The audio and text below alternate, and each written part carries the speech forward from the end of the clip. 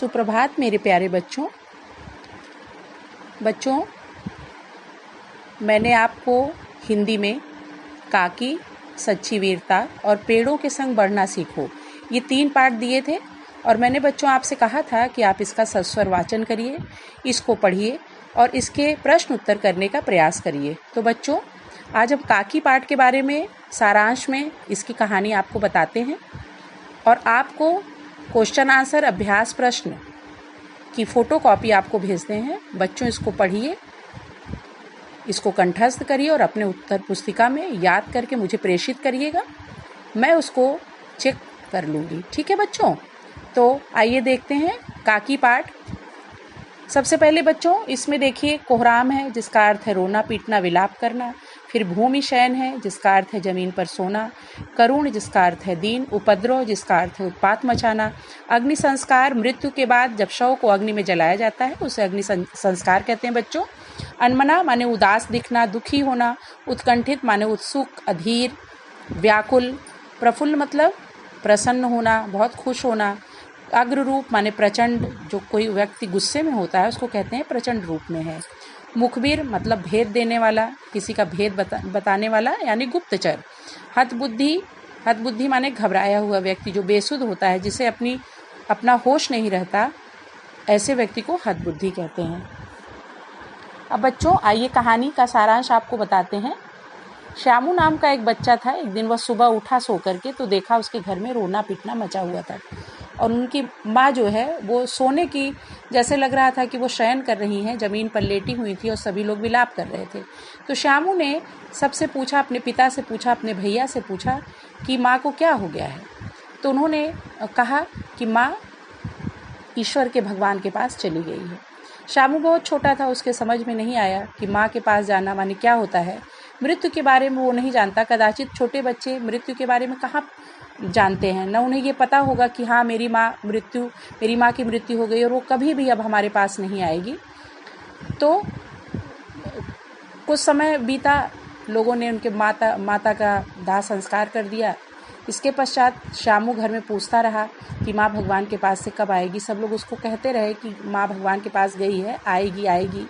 इसी तरह दिन व्यतीत होते गए और उनके पिता, जिनका नाम विश्वेश्वर था, वो अपने काम काज में लग गए। सभी लोग घर में अपने अपने कार्य में मग्न हो गए, लग गए। जीवन का ये नियम होता है कि जीवन तो चलता ही रहता है। किसी की मृत्यु आती है, जाती है, जन्म होता है, पर जीवन जो है वो तो चलता ही रहता है। जीवन कभी रुकता नहीं है बच्चों। तो अब श्यामू बहुत अनमना और उदास बैठा रहता था, क्योंकि वो छोटा बच्चा था। हमेशा ही सुबह शाम हर वक्त वो माँ के सानिध्य में रहता था।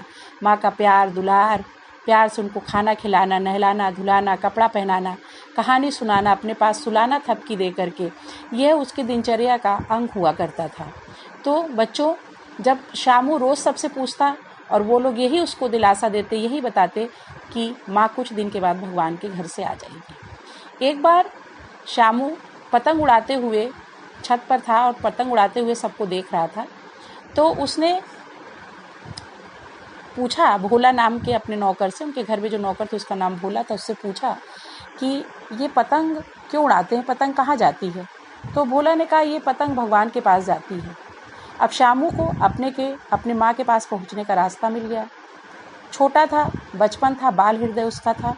उसने सोचा कि माँ को अगर हम पतंग में एक चिट्ठी माँ को लिख कर भेज दें तो चिट्ठी को पढ़कर माँ बहुत ही शीघ्रता से आ जाएगी।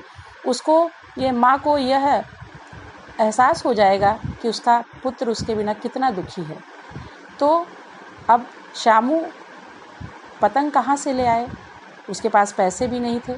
तो उसने चुपचाप पिता की जेब से थोड़े से पैसे निकाले और उसका पतंग लेकर के आया और उसमें अपने माँ के नाम की चिट्ठी लिखी, उसमें बांधा और उसने कहा कि अब इसे उड़ा करके हम उड़ाएंगे और जब चिट्ठी भगवान के पास जाएगी तो उसको देख करके माँ वापस चली आएगी। इसके पश्चात दूसरे दिन उनके पिता जब अपने काम पर जाने लगे तो उन्होंने कोट के जेब में हाथ डाला तो देखा वहाँ पर पैसा नहीं था। अब वो ये कहने लगे कि ये पैसा मेरे जेब से किसने चुराया। सभी को बुला करके वो पूछने लगे कि किसने पैसा लिया। तो जो नौकर था उसने जो है बताया कि भैया ने पैसे चुराए हैं। अब उनके पिता ने श्यामू को बुलाया और बहुत ही डांटा कि तुम चोरी करते हो, तुमने यही संस्कार सीखे हैं, जेब से पैसा चुराते हो। बहुत डांटने लगे। श्यामू चुप रहा, कुछ भी नहीं बोला, सर नीचे करके खड़ा रहा। तो भोला ने कहा कि भैया ये जो है, इन्होंने पैसा इसलिए चुराया क्योंकि ये पतंग लाना चाहते थे। और तो कहा पतंग क्यों? कहा क्यों, क्योंकि इन्होंने कहा कि पतंग भगवान के पास जाएगी। पूछा था, मैंने बताया, तो इन्होंने कहा कि चूँकि पतंग भगवान के पास जाएगी तो उस पर माँ को चिट्ठी लिख के भेजेंगे ताकि माँ जल्दी नीचे आ जाएगी। ये सुनते ही विश्वेश्वर हतबुद्धि रह गए, किंकर्तव्य विमूढ़ हो गए और उनको यह एहसास हुआ, यह अनुभूति हुई कि पत्नी के मरने के बाद मैं तो जीवन में आगे बढ़ गया, अपने काम काज को देखने लगा, क्योंकि घर को चलाने के लिए वो भी ज़रूरी था। पर वो छोटा बच्चा जो अपने माँ के साथ 24 घंटे रहता था, उसको मैंने माँ का प्यार नहीं दिया, माँ का दुलार नहीं दिया। शायद इसीलिए वो इतना अकेला और उदास हो गया है। उनको अपनी गलती का एहसास हुआ और उन्होंने अपने बच्चे को अपने गले लगा लिया। तो बच्चों, ये थी कहानी संक्षेप में। आशा है आपको बहुत पसंद आई होगी। अब आपके सामने क्वेश्चन आंसर हम बताते हैं। पहला क्वेश्चन है, श्यामू ने भोला के सामने कौन सा रहस्य खोला? तो बच्चों, श्यामू ने भोला के सामने ये रहस्य खोला था कि मैं यह पतंग ऊपर राम के यहाँ भेजूंगा, इसको पकड़ करके काकी नीचे उतरेगी। श्यामू ने जवाहर भैया से कागज़ पर काकी क्यों लिखवाया? श्यामू ने जवाहर भैया से कागज़ पे काकी इसलिए भिजवाया क्योंकि पतंग ठीक जगह पर पहुंच जाए। उड़ती हुई पतंग को देखकर श्यामू का हृदय इसलिए खिल उठा क्योंकि उसने सोचा कि इस पतंग को राम के यहाँ भेजूंगा और इसको पकड़कर काकी नीचे उतर आएगी और शीघ्रता से आ जाएगी, बहुत जल्दी मेरे पास वो पहुंच जाएगी।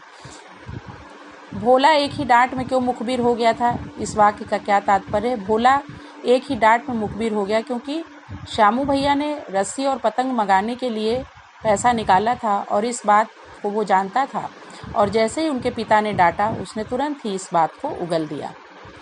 छठा क्वेश्चन है बच्चों, रस्सी से पतंग तानकर काकी को राम के यहाँ से नीचे उतारेंगे। भोला से यह बात सुनकर विश्वेश्वर क्यों हतबुद्धि हो गए? रस्सी से पतंग तानकर काकी को राम के यहाँ रस्सी से नीचे उतारेंगे।